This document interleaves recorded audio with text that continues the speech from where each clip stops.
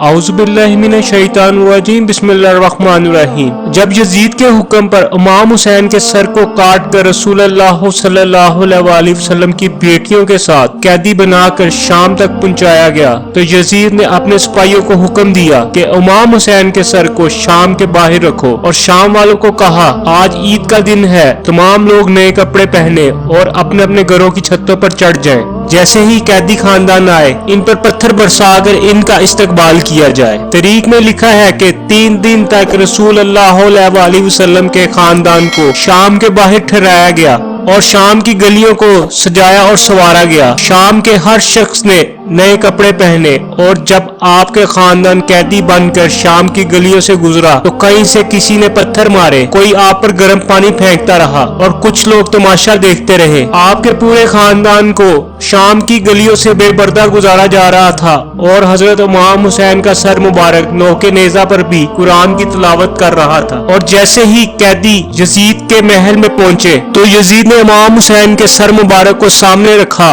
और हाथ में छड़ी पकड़कर इमाम हुसैन के सर की तौहीन करने लगा। उस वक्त यजीद के महल में रूम का एक सफीर मौजूद था। इसने जब ये सारा मामला देखा, उसने सोचा अजीब काफिला है, बेपर्दा औरतें हैं, शराबियों का मजमा है और एक कटा हुआ सर यजीद के सामने पड़ा है। जरूर ये बहुत बड़े मुजरिम होंगे जिसको इतनी दर्दनाक सजाएं दी जा रही हैं। उस सफीर ने लोगों से पूछा कि ये कौन है, तो किसी ने कहा ये मोहम्मद का खानदान है। उसने पूछा कौन सा मोहम्मद? लोगों ने कहा मोहम्मद रसूलुल्लाह का खानदान। वो हैरत में सर पकड़कर बैठ गया और कहने लगा, ये तुम्हारे रसूलुल्लाह सल्लल्लाहु अलैहि वसल्लम की बेटी का खानदान है। अफसोस है तुम पे, मैं तुम्हारे नबी दाऊद का 40वां पोता हूँ। आज भी मेरी कौम मेरा एहतराम करती है, लेकिन अफसोस है तुम्हारे नबी को अभी 50 साल नहीं हुए और तुम लोगों ने इनके खानदान का ये हशर कर दिया। जब दरबार में शोर होना शुरू हुआ तो यजीद ने पूछा कौन है ये? तो सिपाहियों ने कहा रूम का सफीर है जो ये कह रहा है जिस नबी का तुम कलमा पढ़ते हो इसी के खानदान को कत्ल करते हो। यजीद ने कहा इसकी ये मजाल, और उसने हुक्म दिया